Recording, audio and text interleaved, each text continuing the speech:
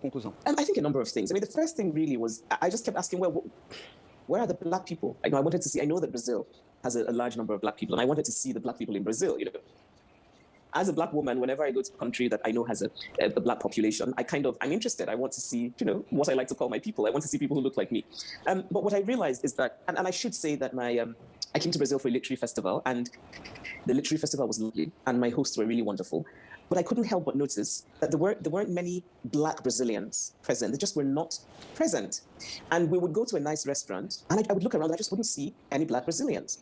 And I also realized that asking questions about that made people uncomfortable. People didn't seem to want to acknowledge that it was a problem. And I think that if you have a country that has a sizable black population, and that black population is not represented in any way, especially the higher you go, then it's a problem. It's a problem. It says something about that society. Because I think that ability does not recognize race. Black people, white people, Asian people, all kinds of people are likely to be intelligent, if that makes sense, are likely to be hardworking.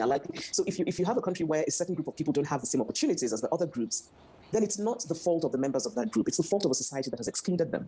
And I was also surprised and curious that it seemed to me that there was a kind of, Brazilians would say, oh, we're all the same, we're all mixed up. But I also noticed that the beauty standards in Brazil were not at all even remotely African or black. So I like to look at commercials when I go to countries. I like to look at who's being used to advertise products.